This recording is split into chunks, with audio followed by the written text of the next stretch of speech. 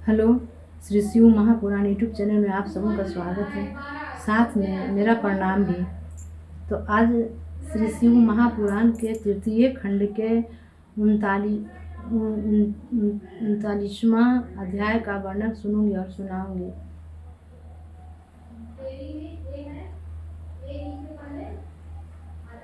तो ये 39वां अध्याय में है कि ब्रह्मा विष्णु महादेव की अनेकों प्रकार से प्रार्थना करते हैं, जिस प्रार्थना से खुश होकर भगवान कितना प्रसन्न होते हैं। 39वां अध्याय में इसी का वर्णन है। तो इसका आगे सुनने से पहले तो गुरु जी की स्तुति कर लेते हैं।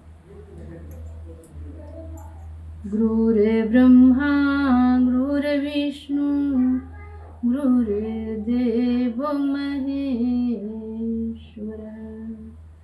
गुरुर्साक्षात् परब्रह्म तस्मै श्री गुरवे नमः। आइए सुनते हैं 39वां अध्याय।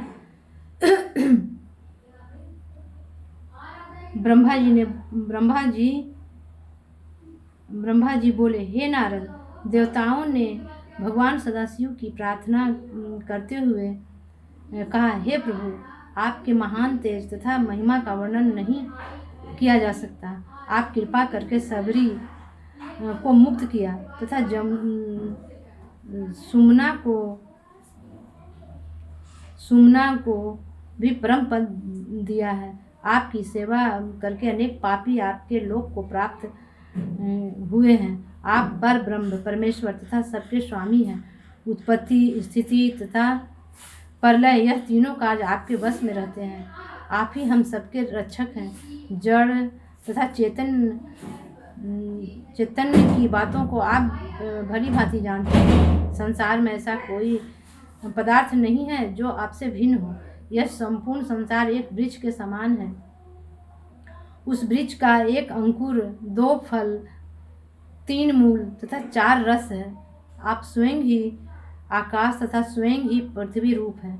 निकट तथा दूरी सब में आप वर्तमान हैं। हे प्रभु, माया के वशीभूत रहने के कारण साधारण लोग आपको नहीं जान पाते, परंतु जो लोग आपके भक्त हैं वो संपूर्ण संसार को स्यूमय देखते हैं। आपका स्वरूप निर्गुण है, परंतु भक्तों पर कृपा करके आप सगुण रूप भी बन जाते हैं। बहुत से लोग आपकी चरण रूपी नौका का सहारा लेकर संसार सागर से पार उतर गए हैं। आपकी भक्ति के बिना आवागमन से छुटकारा नहीं मिलता।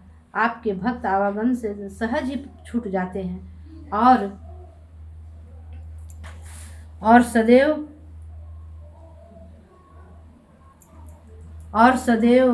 निर्भर होकर आपके चरणों की सेवा द्वारा परम पद को प्राप्त कर लेते हैं। हे स्वामी, आप उत्पत्ति के समय ब्रह्मा, पालन के समय विष्णु तथा प्रलय के समय हर का स्वरूप धारण कर लेते हैं।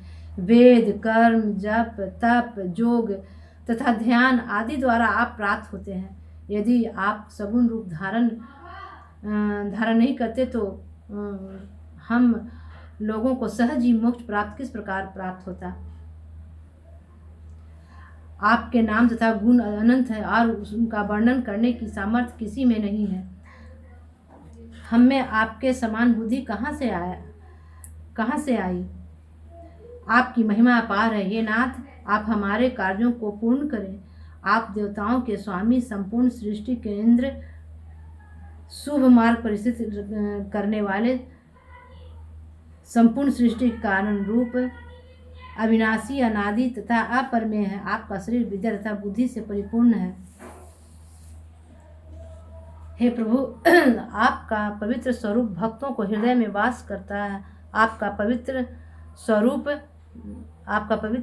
भक्तों के हृदय में वास करता है, इसलिए वे कुसंगति तथा काम, क्रोध आदि को त्याग कर आपकी सेवा में संलग्न रहते हैं। आप पूर्ण ब्रह्म, आनंद के निधान, दुख नाशक तथा अनंत कृपालु है। आप इच्छा रहित इच्छा रहित, अद्वितीय, निरीह तथा पर ब्रह्म हैं। आपने ही सबसे पहले शरीर धारण किया था।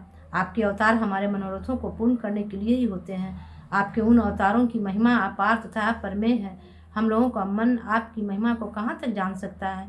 जो लोग मन लगाकर आपके गुणों को सुनते हैं और उनका ध्यान धरते हैं, उन्हीं पर आप अपनी कृपा दिखाते हैं। बहुत से लोग तो धर्म मार्ग को भी त्याग कर केवल आपसे ही स्नेह रखते हैं और अपनी भक्ति पर दृढ़ रहने के कारण आपको प्राप्त कर लेते हैं। वे केवल आपका गुणगान करते रहते हैं तथा किसी संसारी वस्तु से अपना कोई प्रयोजन नहीं रखते हैं।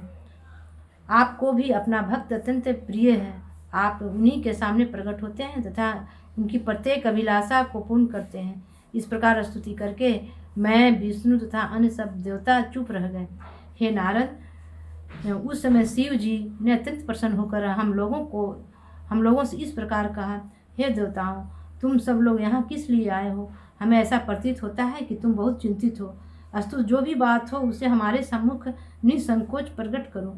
यह सुनकर मैंने तथा विष्णु जी ने प्रार्थना करते हुए उनसे यह कहा, हे प्रभु, हम लोगों के धन्य भाग हैं जो आपने हमारे ऊपर कृपा दृष्टि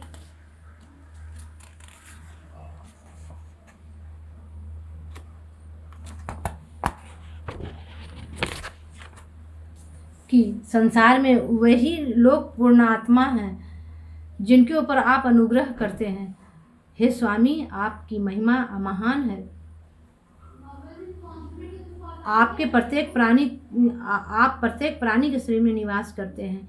आपकी कलाएं असंख्य हैं तथा आप अपने भक्तों को दुखी देखकर उन्हें अत्यंत आनंद प्रदान करते हैं। इतना कहकर मैं तथा विष्णु जी चुप हो गए।